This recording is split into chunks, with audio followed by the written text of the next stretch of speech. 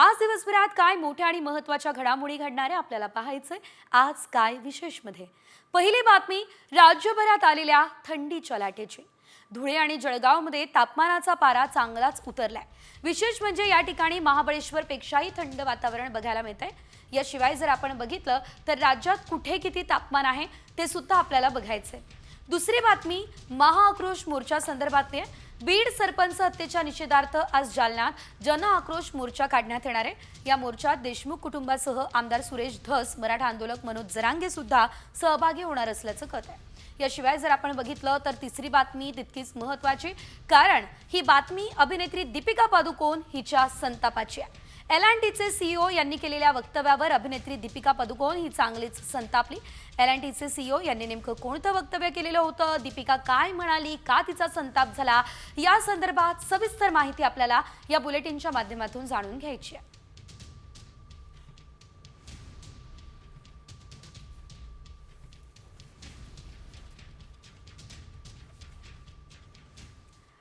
तर आज दिवसभरातल्या या तीन मोठ्या आणि महत्त्वाच्या बातम्या आपण बघितल्या। मात्र या सर्व बातम्यांचा आढावा आपल्याला सविस्तररित्या या बुलेटिनच्या माध्यमातून घ्यायचा आहे। पुढे पाहूयात काही महत्त्वाचे अपडेट्स वेगवान स्वरूपात। गेल्या काही दिवसांपासून राज्यात थंडीचा जोर कायम आहे। महाबळेश्वरपेक्षा विदर्भात तापमान कमी आहे। काही दिवस गारठा कायम राहण्याचा अंदाज हवामान विभागाने वर्तवला आहे।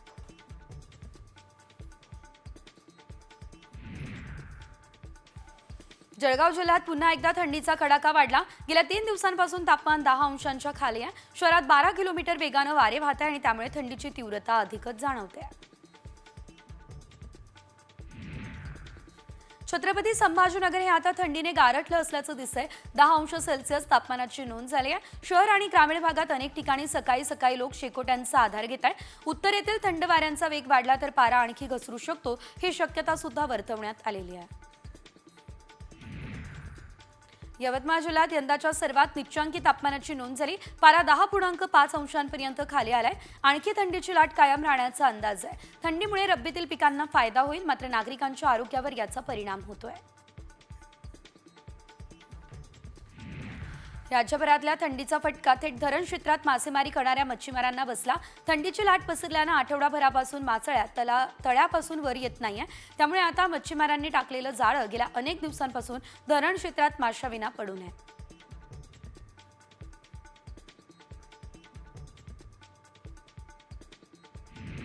संपूर्ण उत्तर प्रदेशात थंडीची तीव्र लाट आहे। त्यामुळे जिल्ह्यात दाट धुकं पसरलं। कडाक्याच्या थंडीत आणखी एक वेस्टर्न डिस्टर्बन्स 10 जानेवारीपासून राज्यात सक्रिय होण्याचा अंदाज आहे। त्यामुळे राज्याच्या अनेक भागात पाऊस पडेल, ज्यामुळे तापमानात आणखी घट होऊ शकते।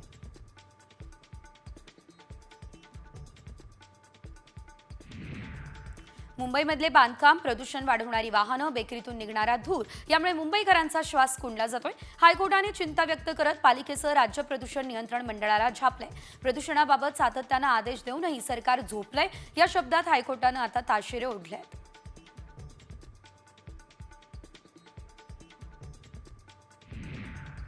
टोरेसचे जनरल मॅनेजर तानिया कासातोव्हा आणि रशियाची स्टोर इन्चार्ज व्हॅलेंटिनाचा नवीन व्हिडिओ समोर आला। या दोघेही पैसे घेऊन पळ काढत होत्या। दादरमधल्या टोरेसमधील ऑफिसमधून पळ काढतानाचा हा व्हिडिओ आहे। त्या पळून जात असताना कर्मचाऱ्यांनी त्यांना अडवलंय। टोरेसच्या दादरमधल्या कार्यालयात कोट्यवधींची रक्कम असल्याची माहिती सूत्रांनी दिली। त्यामुळे दादर ऑफिसचा पंचनामा आज मुंबई पोलिसांच्या आर्थिक गुन्हे शाखेकडून करण्यात आला। टोरेसच्या दादरमधल्या ऑफिसच्या लॉकरमध्ये 5 ते 6 कोटी रुपये रोख रक्कम असल्याची माहिती सूत्रांनी दिली। मीरा रोडच्या टोरेस कार्यालयात पोलिसांनी छापेमारी केली आहे। मीरा भाईंदरचे पोलीस उपायुक्त प्रकाश गायकवाड हे देखील घटनास्थळी उपस्थित राहिले। बंद असलेलं टोरेस कार्यालय खोलून पाहणी सुद्धा करण्यात आलेली आहे।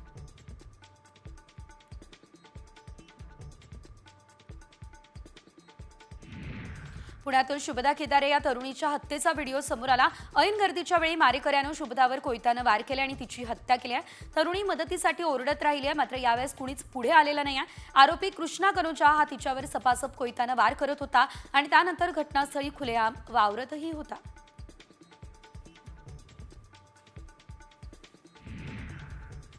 पुण्यात मुक्का गुन्ह्यातील आरोपी प्रफुल्ल उर्फ गुंड्या कसबेनं येरवडा जेलमधून बाहेर आल्यावर रॅली काढली। आरोपीने आलिशान कारमधून आपल्या 50 ते 60 समर्थकांसह भर रस्त्यात रॅली काढली आणि आता बाप बाहेर आलाय, बॉस बाहेर आलाय असं म्हणत रॅलीमध्ये घोषणा सुद्धा देण्यात आल्या।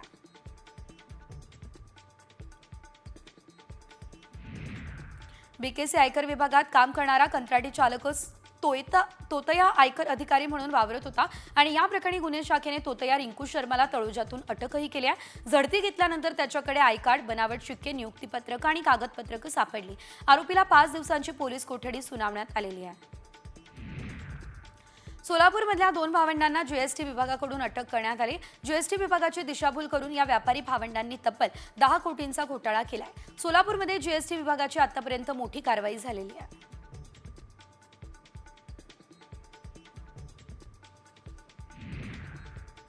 पिंपरी ते स्वारगेट या मेट्रो मार्गावर प्रवाशांची संख्या वाढली आहे। नवीन वर्षाच्या सुरुवातीच्या 7 दिवसांमध्ये पुणे मेट्रोच्या प्रवाशांची संख्या 5 लाखांवर गेली आहे। या 7 दिवसांमध्ये 85 लाखांवरती मेट्रोचं उत्पन्न झालेलं आहे।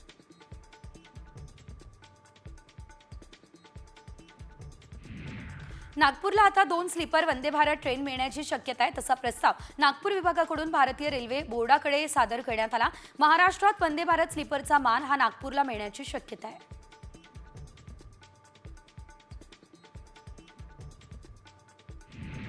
एनएमएमटीचे गेल्या 5 वर्षात 572 अपघात झाले। 2023च्या तुलनेत 2024 मध्ये अपघातांमध्ये घट झाली आहे। शहरातील मुख्य याशिवाय अंतर्गत रस्त्याच्या कडेला बेकायदा वाहनं पार्किंग केली जातात, त्यामुळे वाहतूक कोंडीची समस्या निर्माण झाली आहे। एनएमएमटीचे लहान मोठे अपघात सुद्धा घडले आहेत। पश्चिम रेल्वेने गेल्या 9 महिन्यांमध्ये फुकट्या प्रवाशांवर कारवाई केली। त्यांच्याकडून 104 कोटींचा दंड वसूल केला। ही कारवाई एप्रिल ते डिसेंबर 2024 या कालावधीमध्ये करण्यात आली, अशी माहिती पश्चिम रेल्वेने दिली आहे।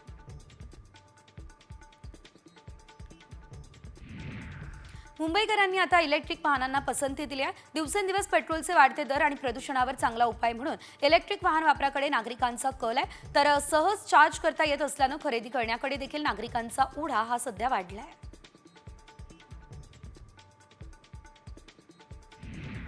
जगातल्या सर्वात शक्तिशाली पासपोर्टची क्रमवारी जाहीर झाली आहे। हेनले आणि पॅटर्नस ही प्रतिष्ठित संस्था दरवर्षी ही क्रमवारी जाहीर करते। देशाचा पासपोर्ट जितका अधिक शक्तिशाली तितका अधिक त्या देशातील लोक विजामुक्त प्रवास करू शकतात।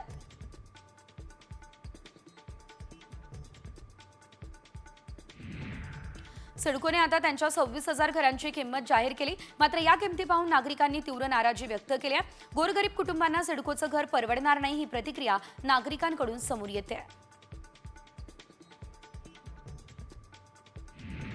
कोकणातील अवैध मासेमारी रोखण्यासाठी ड्रोनची नजर असेल। सिंधुदुर्गासह कोकणातील 7 जिल्ह्यांमध्ये ड्रोन कंट्रोल रूम्सच्या माध्यमातून 9 ड्रोन्सची नजर असेल। ड्रोनचा वापर करून मासेमारी नौकांचं मॅपिंग करून झाल्यावर अनधिकृत मासेमारी नौकांची माहिती वन विभागात सुलभरित्या उपलब्ध होऊ शकेल।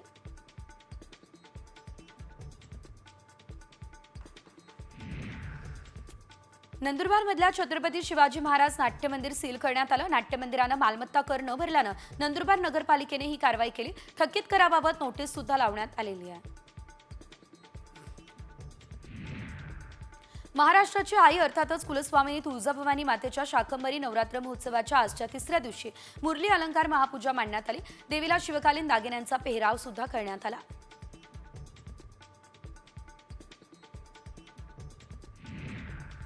लोकसभेचे सभापती ओम बिर्ला यांच्या पत्नी अमिता बिर्ला पंढरपूरमध्ये आल्या। अमिता बिर्ला यांनी मनोभावे विठ्ठल रुक्मिणीचं दर्शन घेतलंय। ओम बिर्ला यांच्या चांगल्या आरोग्यासाठी अमिता यांनी विठुरायाला साकडं घातलंय।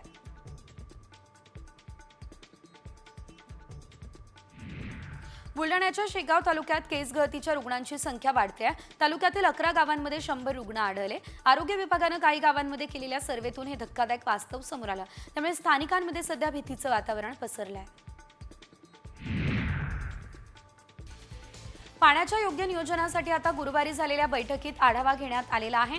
गृहराज्यमंत्री आणि वर्ध्याचे आमदार पंकज भोयर यांनी जलजीवन मिशनच्या कामाला गती देण्याचे निर्देश दिले। पाण्याचं योग्य नियोजन करा अशा सूचना सुद्धा यावेळेस आता अधिकाऱ्यांना मंत्री भोयर यांनी दिल्या।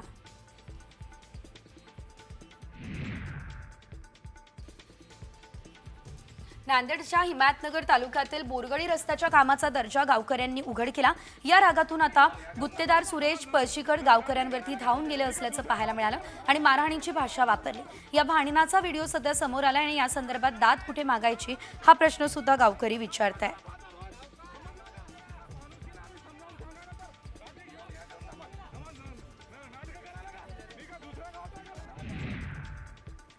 नायलॉन मांजावर बंदी असताना नाशिकमधील येवल्यात अनेक ठिकाणी मांजा सर्रास वापरला जातो. येवल्यात नरेंद्र मोदी या तरुणाच्या गळ्याला मांजा अडकून अपघात झाला आणि गळ्याला 10 आणि हाताला 5 टाके पडले.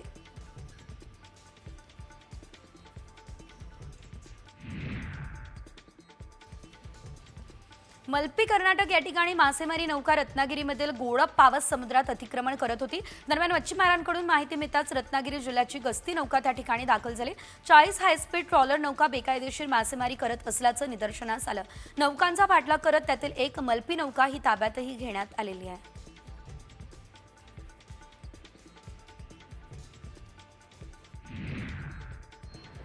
जालन्यात आज जनआक्रोश मोर्चा काढण्यात येणार आहे. परभणीमधील सोमनाथ सूर्यवंशी मृत्यू आणि बीड सरपंच हत्येच्या निषेधार्थ हा मोर्चा काढण्यात येईल. सरपंच हत्या प्रकरणातील आरोपींना कठोर शिक्षा व्हावी असं इतर मागण्यांसाठी हा मोर्चा काढला जाणार आहे.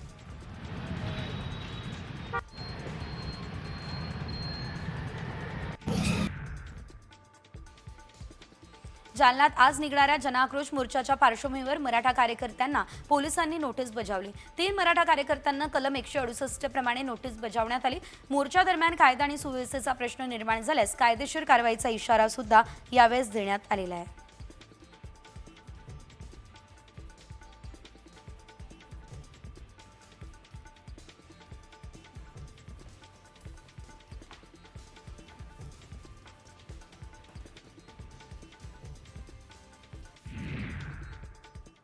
आणि आता बातमी जरा वेगळी आहे, कारण दीपिका पदुकोण ही चांगलीच भडकली आहे. मात्र का हे आपण पाहणार आहोत.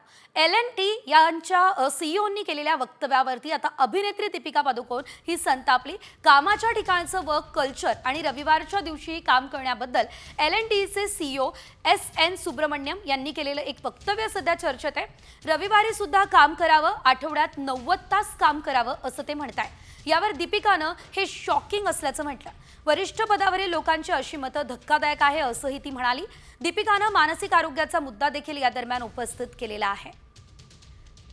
तर L&Tच्या सीईओनी नेमकं काय वक्तव्य केलेलं होतं आणि त्यांचं नेमकं म्हणणं काय आहे ते पाहूयात. Why is L&T still making employees work on Saturdays even after being one of the largest conglomerates and the face of India's business world? I regret I'm not able to make you work on Sundays, to be honest. If I can make you work on Sundays, I'll be more happier, because I work on Sundays also. What do you do sitting at home? How long can you stare at your wives? How long can the wife stare at your husband?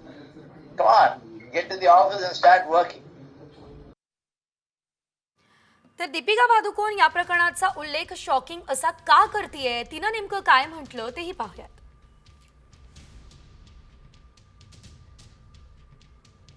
गेल्या आर्थिक वर्षात सुब्रमण्यम यांना 43% वाढ मिळाली. L&T कर्मचाऱ्यांना सरासरी वेतनवाढ केवळ 1.74% मिळालेली आहे. ते असहाय्य आहे, त्यांना अशा गोष्टी सांगाव्याच लागतात. कृपया समजून घ्या मित्रांनो, गुंतवणूकदारांचा खूप दबाव आहे असं दीपिका म्हणते. वर्क लाईफ बॅलन्स बाबत L&T सर्वात वाईट कंपनी आहे. ते वेतन देखील कमी देतात असंही दीपिका म्हणते.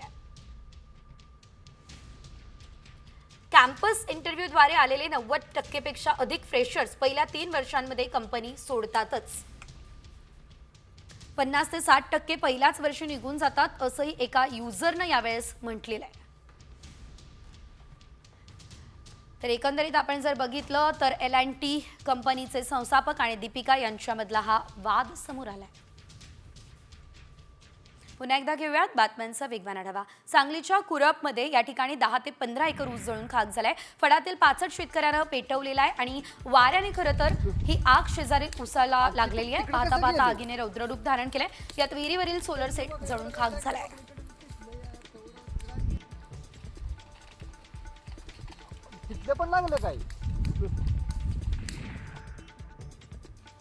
जोगेश्वरीहून बदलापुरात सिमेंट घेऊन आलेल्या ट्रकचा टायर फुटलाय. सुदैवानं ट्रकचा वेग कमी असल्यानं मोठी दुर्घटना टळली आहे. वेग कमी असल्यानं ट्रक जागीच थांबला असल्याचं देखील पाहायला मिळालंय.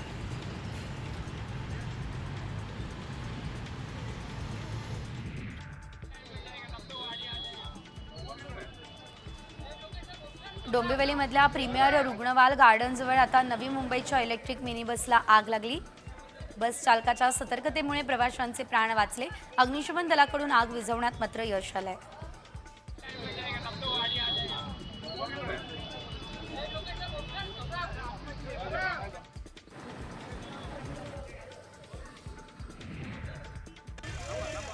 लातूरच्या शिवाजीनगर पोलीस ठाण्याबाहेर वंजारी समाजाच्या कार्यकर्त्यांनी आंदोलन केलेलं आहे। मनोज जरांगे यांच्यावर गुन्हा दाखल करावा अशी मागणी आंदोलकांनी केली आहे। जरांगेंनी वंजारी समाजाबद्दल आक्षेपार्ह वक्तव्य केल्याचा आरोप करत गुन्हा दाखल करण्याची मागणी करण्यात आली आहे।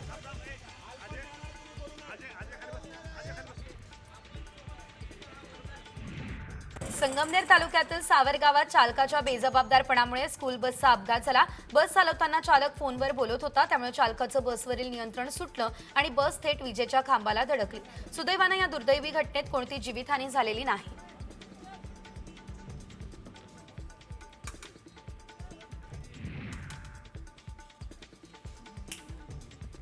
कर्कश आवाज करणाऱ्या मॉडिफाईड सायलेन्सरवरती रोड रोलर फिरवण्यात आलाय। नागपूर पोलिसांच्या झोन 4 ने 400 बुलेट स्वारांवरती कारवाई केलेली आहे। कर्कश आवाज करणाऱ्या सायलेन्सरमुळे त्रास होत असल्याच्या अनेक तक्रारी दाखल झाल्या, त्यामुळे पोलिसांनी अशा सायलेन्सरवरती रोड रोलर फिरवलेलं आहे आणि ते नष्ट केलंय।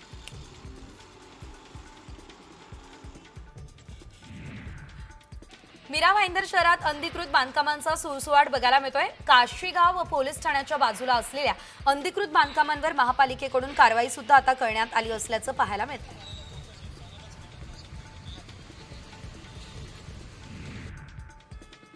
नाशिकच्या मध्यवर्ती कारागृहात मोबाईल आढळून आला आणि त्यामुळे एकच खळबळ उडाली असल्याचं पाहायला मिळतंय। एकंदरीत तंबाखूच्या पिशवीत गुंडाळून मोबाईल जमिनीत पुरून ठेवलेला होता। तुरुंगाधिकारी हिरालाल भांबरे यांच्या फिर्यादीनंतर नाशिक रोड पोलीस ठाण्यात गुन्हा सुद्धा दाखल करण्यात आलेला आहे।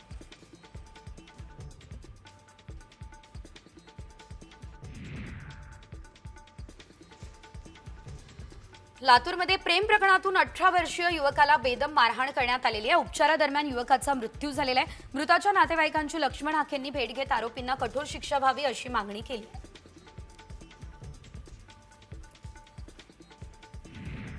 सांगली जिल्ह्यातील मिरज तालुक्यातील आरग या ठिकाणी प्रसिद्ध पद्मावती मातेच्या मंदिरात चोरी झाली। गाभाऱ्यातील देवीच्या अंगावरील तब्बल 18 तोळे सोनं चोरट्यांनी लंपास केलं।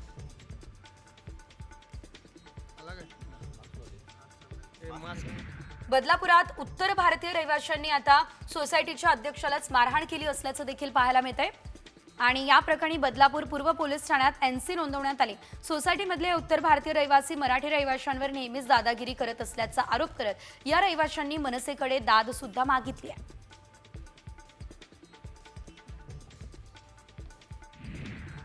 जोगेश्वरीमध्ये राहणाऱ्या 2 बांगलादेशींना अटक करण्यात आलेली आहे। मेघवाडी पोलीस ठाण्यातील एटीसी पथकानं ही कारवाई केली असल्याचं पाहायला मिळतंय। तर गेल्या 6 महिन्यांपासून हे आरोपी जोगेश्वरीमधल्या हरिनगर परिसरात राहत होते।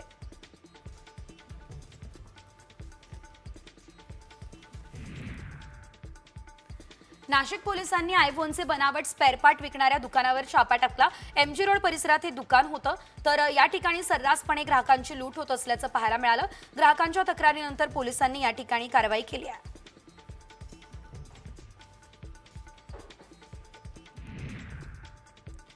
यंदा हिंगोलीमध्ये हळदीवर सातत्यानं रोग पडतोय। याशिवाय शेतकरी त्यामुळे मेटाकुटीस आलाय। मागील 10 वर्षात एकरी 30 क्विंटल हळदीचं उत्पादन हे मिळणाऱ्या शेतकऱ्यांना हुमणी आणि करप्या रोगामुळे केवळ प्रति एकर 5 क्विंटल हळदीवर समाधान मानावं लागतंय।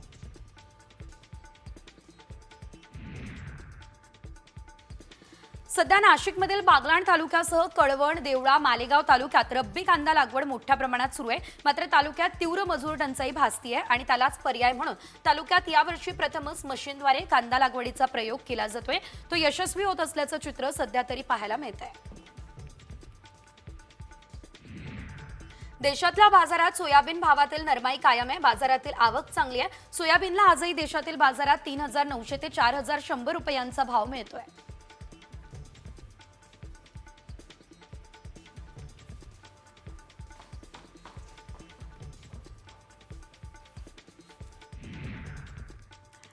धनंजय मुंडे यांचा राजीनामा न घेण्यावर अजित पवार ठाम असल्याचं बघायला मिळतंय। या प्रकरणात धनंजय मुंडेंचा दुरान्वये संबंध नाही असं अजित पवार म्हणतायत। पक्ष न पाहता दोषींवर कारवाई करणार असं अजित पवार यांनी स्पष्ट केलेलं आहे।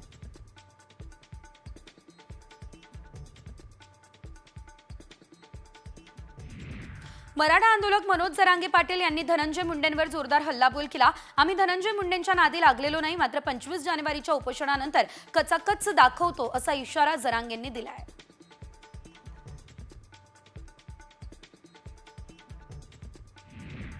वाल्मिक कराडवरील गुन्ह्यांची आकडेवारी समोर आली आहे। वाल्मिक कराड याच्यावर 15 गुन्हे दाखल आहे। 8 गुन्ह्यांमध्ये निर्दोष मुक्तता झाली आहे, तर खंडणीसह 3 प्रकरणं न्यायप्रविष्ट आहेत।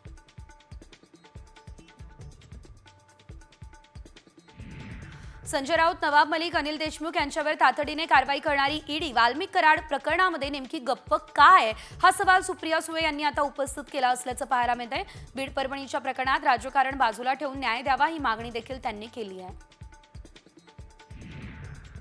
वाल्मिक कराडची प्रॉपर्टी 1000 कोटींच्या पुढे असेल असा दावा भाजप आमदार सुरेश धस यांनी केला। वाल्मिक कराडने पुण्यातील मगरपट्ट्यात ड्रायव्हरच्या नावानं फ्लोअरचं बुक केलेला आहे असा आरोप सुरेश धस यांनी केला। तिथे एका फ्लॅटची किंमत 15 कोटी रुपये इतकी आहे।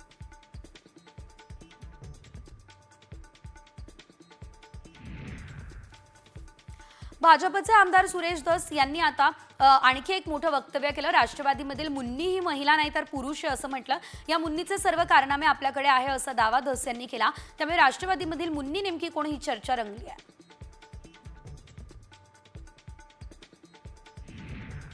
गँग्स ऑफ परळीबाबत धक्कादायक माहिती समोर येते। त्यानंतर आता भाजप आमदार सुरेश धस यांनी धक्कादायक वक्तव्य केलं। परळीमध्ये एका वर्षात 109 मृतदेह सापडले असा दावा धस यांचा आहे। आका 302 मध्ये गेल्यास सर्व बाहेर येईल असं धस म्हणाले।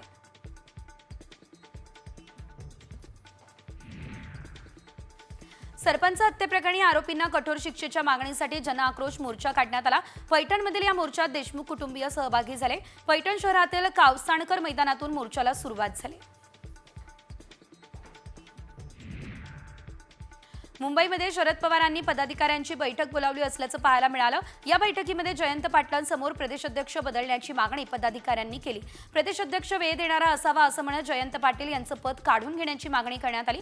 रोहित पाटलांना मोठी जबाबदारी देण्याची मागणी सुद्धा करण्यात आलेली आहे। दरम्यान जयंत पाटील यांनी कार्यकर्त्यांना आवाहन केलं, आपल्या वार्डात पक्षाला किती मतं मिळवून दिली याचा डेटा द्या।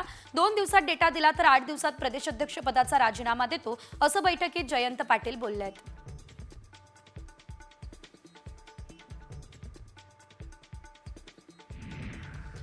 राष्ट्रवादी काँग्रेस शरदचंद्र पवार पक्षाच्या बीड जिल्हाध्यक्षपदी नवीन चेहरा देण्यात आला। आमदार संदीप क्षीरसागर यांच्याकडे असणारं जिल्हाध्यक्षपद हे आता राजेंद्र मस्के यांच्याकडे सोपवण्यात आलंय।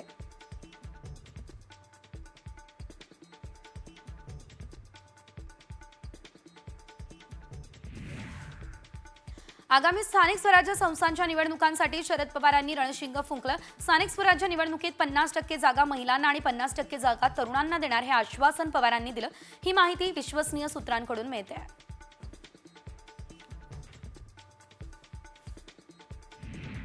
शिवसेना ठाकरे गटाचे आमदार आदित्य ठाकरे यांनी मुख्यमंत्री देवेंद्र फडणवीस यांची भेट घेतली।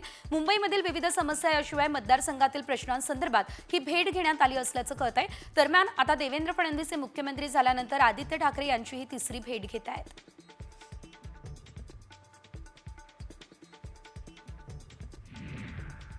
आदित्य ठाकरे यांनी घेतलेल्या मुख्यमंत्र्यांच्या भेटीवर उपमुख्यमंत्री एकनाथ शिंदेंनी जोरदार टोला लगावला। मुख्यमंत्री फडणवीसांवर टोकाचं भाष्य करणारे इतक्या लवकर रंग बदलतील असं वाटलं नव्हतं, हे एकनाथ शिंदे म्हणाले।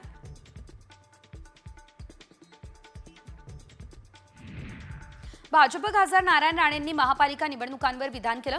भाजप स्वबळावर महापालिका निवडणूक लढवणार असं नारायण राणे म्हणाले। मुंबईमध्ये भाजपची ताकद प्रचंड आहे असंही त्यांनी म्हटलं। नारायण राणेंच्या वक्तव्यानं महायुतीमध्ये मिठाचा खडा पडण्याचीही शक्यता आहे।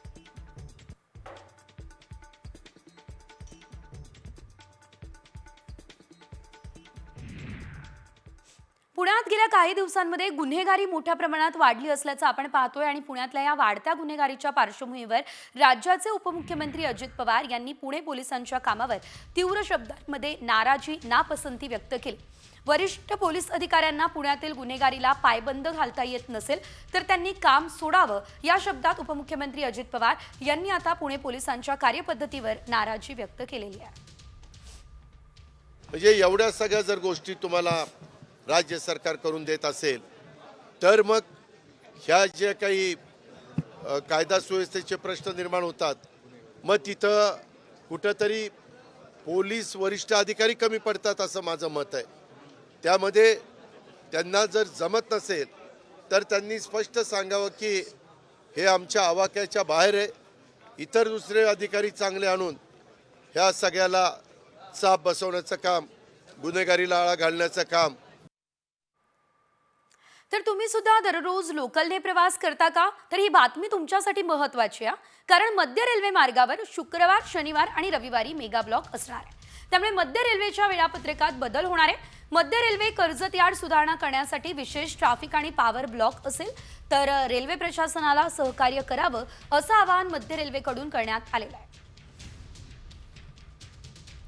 वेळापत्रकात नेमके काय बदल असतील बघूयात ग्राफिक्समध्ये. शुक्रवारी सकाळी 11:20 पासून ते 13:05 अर्थातच 1:05 ब्लॉक असणार आहे. नेरूळ ते खोपोली उपनगरीय सेवा देखील बंद असेल. CSMT येथून सकाळी कर्जतसाठीच्या गाड्या नेरळपर्यंतच चालणार आहे. बदलापूर खोपोली स्थानकांदरम्यान उपनगरीय सेवा रद्द करण्यात आलेली आहे. 12:20 CSMT खोपोली लोकल अंबरनाथ पर्यंतच सुरू असेल. महत्त्वाचं म्हणजे 1:19 CSMT कर्जत लोकल केवळ अंबरनाथ पर्यंतच सुरू असणार आहे. 1:40 CSMT कर्जत लोकल बदलापूर पर्यंत सुरू असेल. 1:55 कर्जत CST लोकल ही अंबरनाथ येथून सुटणार आहे. 1:47 खोपोली CSMT लोकल अंबरनाथ या ठिकाणानं सुटेल.